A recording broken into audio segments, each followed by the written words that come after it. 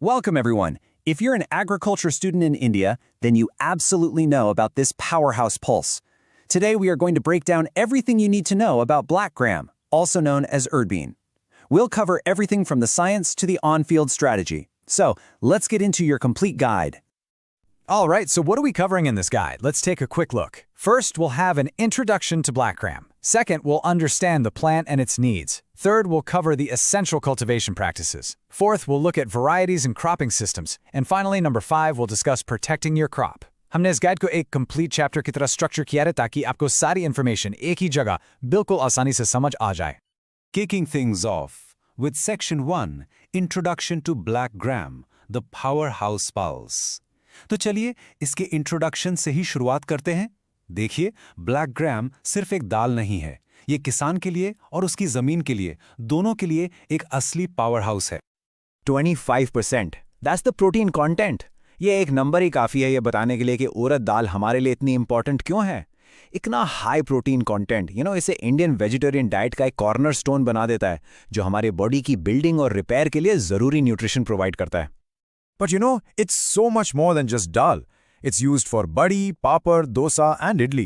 It's also a valuable catch crop and para crop, an excellent green manuring crop, provides nutritious fodder for milch cows, and its byproducts are used as cattle feed. तो आप देख सकते हैं कि इसकी versatility इसकी सबसे बड़ी ताकत है.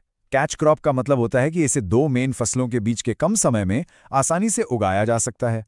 और ग्रीन मन्योर का मतलब है कि इसकी फसल को काटकर खेत में ही मिला दिया जाता है जिससे जमीन की उर्वरता यानी फर्टिलिटी नेचुरली बढ़ जाती है. So where is it grown? Top producing states. Andhra Pradesh is at 251 tons and Uttar Pradesh is at 239 tons. For largest area, Uttar Pradesh leads with 539 hectares and Maharashtra has 480 hectares. ये data हमें बताता है कि India के pulse production landscape में कौन से states सबसे आगे हैं. एक स्टेट पैदावार यानी प्रोडक्शन में आगे है तो दूसरा सबसे ज्यादा जमीन इस फसल को दे रहा है. दोनों ही इंडिया के लिए बहुत इंपॉर्टेंट है. Now let's talk about its benefits for soil health. It has a deep root system that binds soil, preventing erosion. It acts as a cover crop. It fixes atmospheric nitrogen, enriching soil fertility, and it adds organic matter to the soil.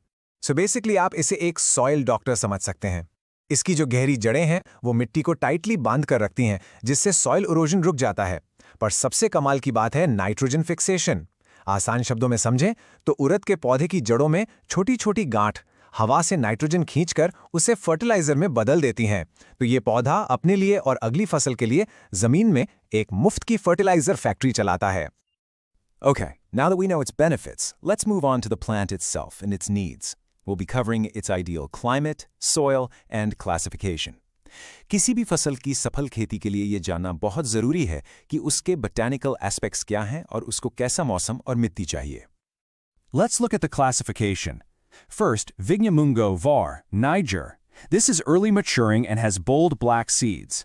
Then, Vignamungo var, Viridis. This one has a longer maturity and small green seeds. तो black gram की ये दो main varieties हैं. Niger जिसके बीज काले और मोटे होते हैं और ये जल्दी तैयार हो जाती है, और विरिडीज जिसके बीज हरे और छोटे होते हैं और इसे पकने में थोड़ा ज्यादा समय लगता है. किसान अपने एरिया के मौसम और मार्केट की डिमांड के हिसाब से इन दोनों में से चुनाव करते हैं. What about its climatic requirements? It requires warm and humid conditions. The optimal temperature is 25 to 35 degrees Celsius, though it can tolerate up to 42 degrees. It's grown up to 1,800 meters elevation. One key thing, heavy rain during flowering is harmful, but it is tolerant to moisture stress. तो इसे गर्म और नमी वाला मौसम पसंद है. एक बहुत इंपॉर्टेंट बात पर ध्यान दीजिए. जब फूल आने का समय होता है यानी फ्लावरिंग स्टेज, उस वक्त अगर भारी बारिश हो या बादल छाए रहें तो पॉड फॉर्मेशन यानी फलियां बनने में दिक्कत आती है. ऐसा इसलिए क्योंकि पॉलिनेशन ठीक से नहीं हो पाता और इसका सीधा असर पैदावार पर पड़ता है. Okay, let's roll up our sleeves and get into Section 3, Essential Cultivation Practices, covering everything from field to sowing. अब हम आते हैं practical steps पर. Theory के बाद अब हम देखेंगे कि इसकी खेती सही तरीके से कैसे की जाती है, खेत की तैयारी से लेकर बीज बोने तक. Field preparation. Step 1. Conduct 1 to 2 deep plowings. Step 2. Follow with 2 to 3 harrowings. Step 3. Finish with planking to get a level field. And step 4. Make sure the field is free from weeds. इस फसल के लिए एक अच्छी बात यह है कि इसको बहुत फाइन टिल्थ यानी बिल्कुल बारीक मिट्टी की जरूरत नहीं होती। इसका मतलब है कि खेत की तैयारी में कम मेहनत और समय लगता है। बस 1-2 गहरी जुताई, उसके बाद हैरोइंग और आखिर में प्लैंकिंग या पाटा लगाना जरूरी है ताकि खेत एकदम लेवल हो जाए और उसमें कोई वीड्स ना बचें। Now for a really interesting technique called Uttara cropping. This is the practice of sowing black gram seeds by broadcasting them into a standing rice crop just before its harvest. What's amazing is that this method involves no land preparation. ये एक बहुत ही smart और traditional farming technique है जिसे para फसल भी कहते हैं।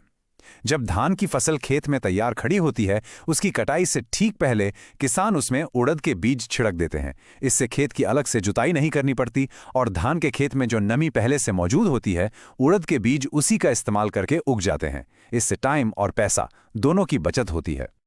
Let's talk about the seed treatment protocol.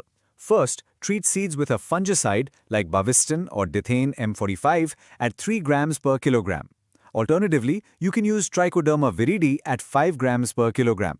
And third, inoculate with Rhizobium culture for nitrogen fixation. तो ये seed treatment 2 बहुत ज़रूरी काम करता है, protection और boosting.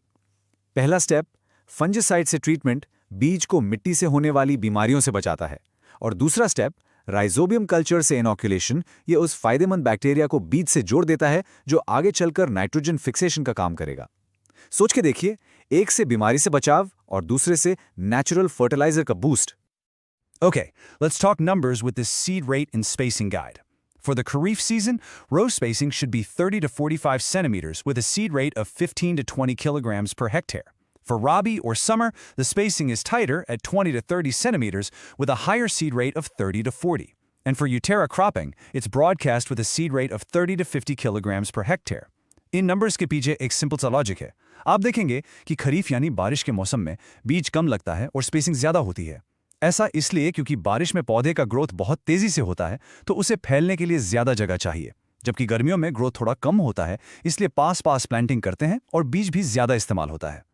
Moving on to Section 4, Varieties and Cropping Systems, which is all about making strategic choices for a better yield.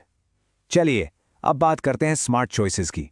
सही variety और सही फार्मिंग सिस्टम चुनना अच्छी पैदावार के लिए बेहद ज़रूरी है। Let's define a term you'll hear a lot, catch crop. It's a fast-growing crop that is grown between successive plantings of a main crop. Black gram is an excellent catch crop because it utilizes that short gap between main seasons perfectly. ये concept बहुत ही important है। Catch crop का मतलब है एक ऐसी फसल जो जल्दी तैयार हो जाती है और जिसे 2 मुख्य फसलों के बीच के खाली समय में उगाया जा सकता है। फॉर एग्जाम्पल, मान लीजिए एक किसान ने मक्का काटा और उसके बाद उसे गेहूं बोना है। बीच में 2-3 महीने का गैप है। उस गैप में वो ब्लैक ग्राम उगा सकता है। इससे खेत खाली नहीं रहता और किसान को एक्स्ट्रा इनकम भी हो जाती है। So what does this look like in practice? Here are some common cropping systems. For intercropping, it works well with sorghum, maize, pigeon pea, and sugarcane.